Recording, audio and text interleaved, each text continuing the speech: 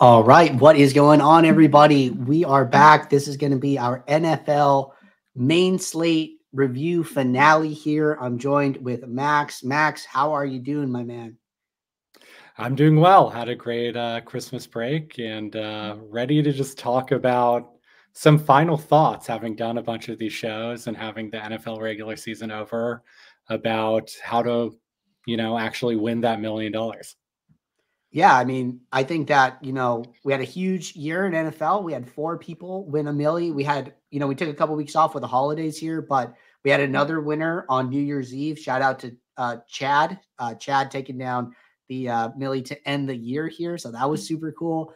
And I think just Sabersim had just like a really strong year. I think a lot of people were using contest flashback. Hopefully they were following along with all the tips and strategies that we did all season long here. So I had a ton of fun doing this show. So our first season doing it, and I look forward to more seasons doing it. So appreciate you guys watching. Hopefully you guys learned something along the way and it helped you out. But we're not going to focus on week 18 or anything like that. We're going to do macro, kind of zoom out a little bit and like what did we learn this NFL season. So Max and I both have a couple of points we want to talk about here. So I'm going to go first, and I'm going to get the screen pulled up here. So it's really 3 things that really caught my eye, trends that I saw like throughout the year here, playing and watching. And one of them was with NFL Showdown specifically. And about NFL Showdown, this was from week 4, all the different ways that you can get to a high positive sim ROI. And you don't need to be just one style of player. And we definitely saw that looking at the pros who are 150 maxing here. And in this segment specifically, you can see like, hey, some people have a lot of unique lineups and a low number of dupes. Some people have a much higher number of dupes and a lower number of unique lineups. Some people are sacrificing a lot of projection to get to high sim ROIs. Some people are maintaining a very higher projection and getting there. So I definitely saw a lot of, roads to victory. Like there's not one right path. There's a lot of different ways to be a profitable showdown player. And you have to, go with the approach that makes the most sense to you, the one that works for you and your style of play. So that was one thing that I really took away here early in the season from week 4. I think Max also in this video talked about, using these concepts to take shots at some of the bigger flagships and how to build, a small number of good, solid lineups to do that with. So definitely something that stood out to me here early on in week 4. Yeah, can I say one thing too? Yeah. I think one of the things that is the fallibility of the contest flashback tool is it's completely based on our simulations and our projections, right? And so if those projections are off for a particular player or are going to be wrong in some way in the wrong direction, then contest flashback is going to favor the types of lineups that align better with SaberSim. But that being said, in Showdown specifically, there's going to be less of this bias because a lot of it has to do with combining your projections and how unique your lineup is, right? A lineup could have the best projections, but if it's going to be duped 200 times, I assume that's going to be a really high negative ROI. So I think the thing with Showdown is looking at contest flashback is you can really just take what Saber is saying pretty like 99% there, because one is we're taking into account those unique lineups, and 2, there's just less room for projections to be off, right? It's just one game. They're probably going to be pretty similar to everything else out there. And so the ROI numbers you see, I think, are going to be very, very accurate. And so I think you can take a lot from this without having to really question anything. And I think, Andrew just made a really good point. You can see just the diversity of approaches. Multiple players with 60 plus unique lineups out of 150 having high ROIs. Players with only 12 unique lineups and 10 average duplicates having high ROIs. You can use definitely a lot of different approaches. So I think that's a great point. Awesome.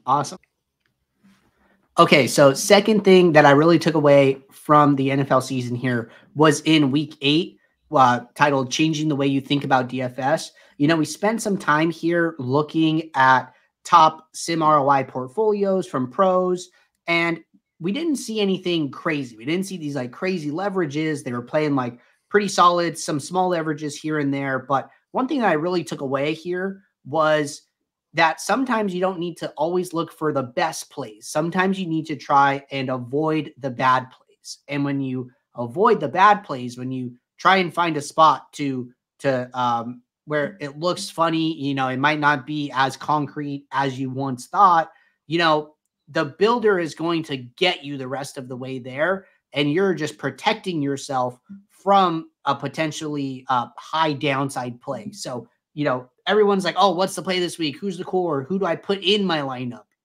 You know, sometimes you got to think about, hey, who do I leave out of my lineup? And I think flipping that on its head a little bit was definitely just like a little bit of a 180 for me. And I thought that, you know, that concept was really good. And we saw it in some of like the pro lineups that we were looking at all year long, looking at these high stakes contests, looking at these guys that were maxing it out and seeing like they weren't doing anything crazy. They're just, you know, entering really solid lineups. And on average, they were grading out very well in the sims. Yeah.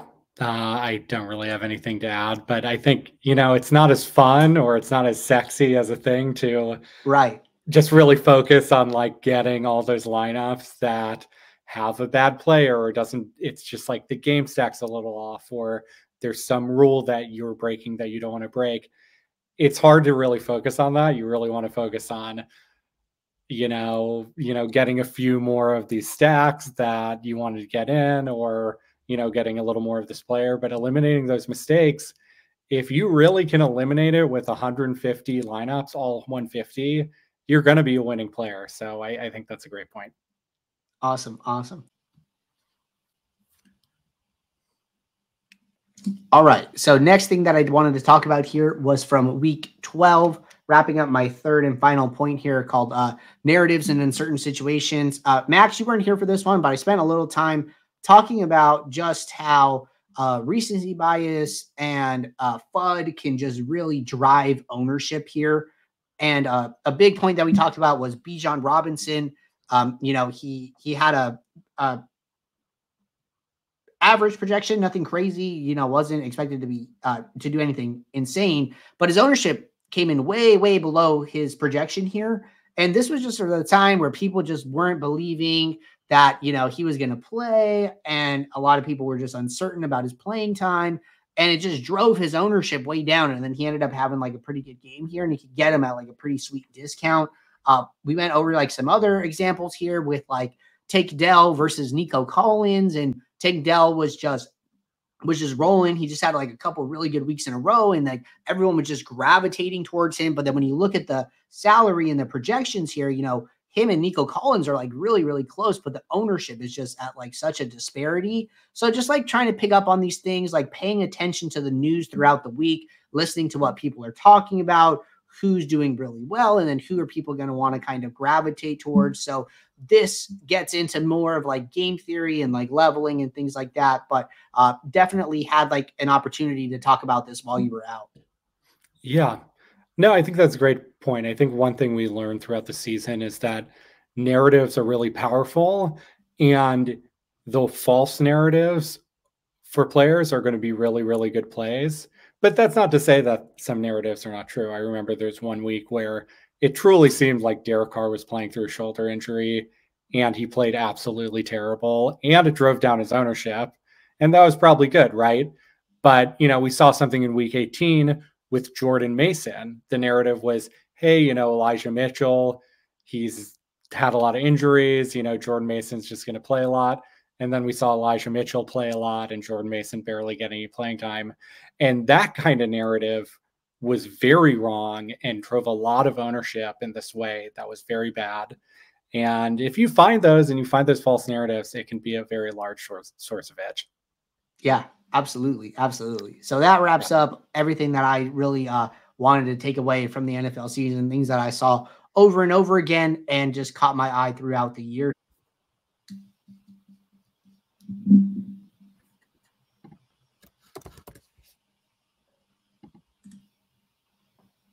All right, Max, I'm curious to hear about your takeaways from the NFL season here. Yeah, I mean, I think you covered a lot of the good stuff, but I think probably our biggest takeaway that just kept coming up over and over and over again is that where ownership is really important in these, really the flagship contests, these top heavy contests. And where that ownership is important is the quarterback stack with his receivers. We see it over and over again. And this is from week 16, but we also have week 17 and week 15 up. You see it over and over again where the best sim ROI lineups are going to be the ones where you get that quarterback in that sort of 1% to 3% range with, some receivers that don't have to be low owned, or vice versa, where, you have a quarterback that has, higher ownership, but the receivers, it's including some receiver that is in that, single digit ownership type of thing. You saw it over and over again. And Right.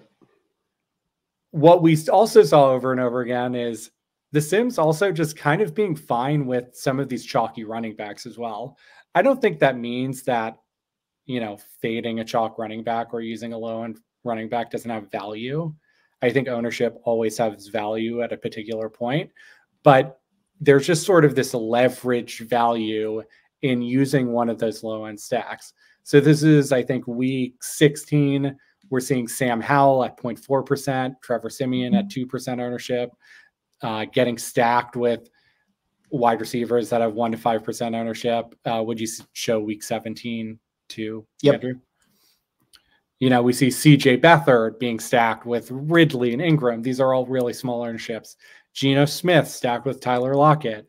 Aiden O'Connell stacked with Devontae Adams, Austin Hooper. These lineups are really the best projected lineups. And if you can find these stacks in these huge flagship contests, you can achieve 500% ROI, 1,000% ROI, really, really high ROIs. I think something to note as well is, there's a reason these plays are very low owned, right? Is they're not going to hit most of the time, right? If a 1% owned play hits 1 out of 30 times, that's like a really huge edge. And that's where those high ROI lineups come from. And so you can see that these are a big provider of edge, and that's what you should really be looking for.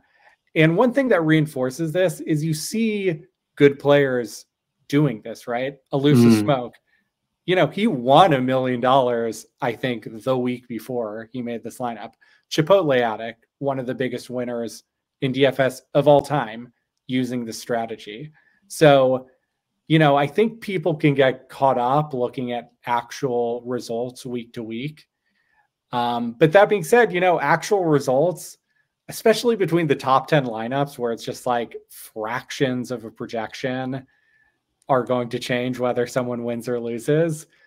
It can be a little bit of a trap. And I was debating sort of illustrating it with actuals, but if you really look at who wins week to week, sometimes you'll see a no stack. And we talked about that during this thing. Like sometimes that's good. Sometimes it's not.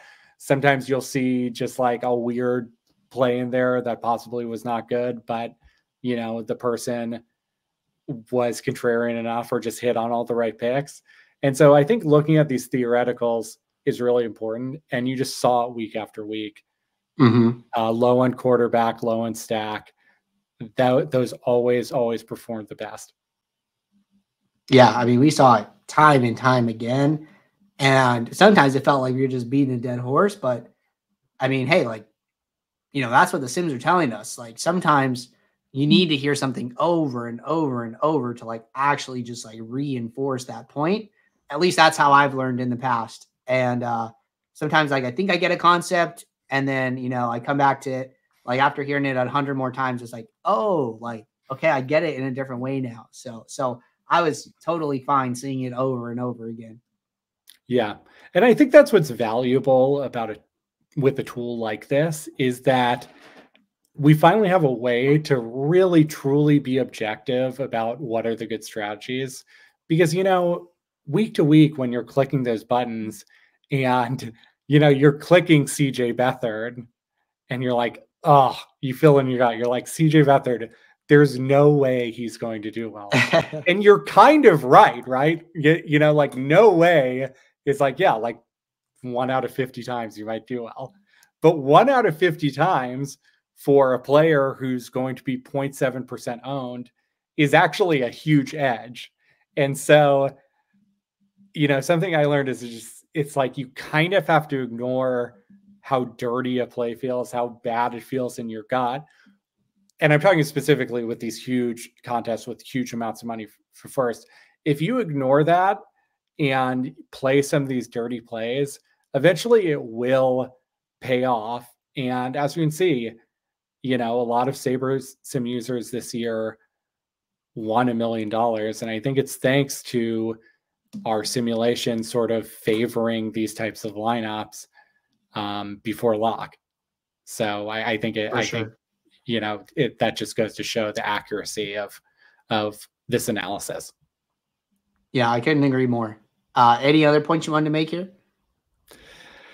I don't think so, other than, you know, it's really hard to win $1 million. And so you definitely want to have some sort of entry strategy where you're not just trying to go for this every week, because if you go for it for 18 weeks, you're most likely not going to win. So having some cash games, having some smaller field tournaments, playing some different types of slates is going to be really valuable for keeping you afloat if you're really trying to shoot for the stars and win this million. So just keep that in mind.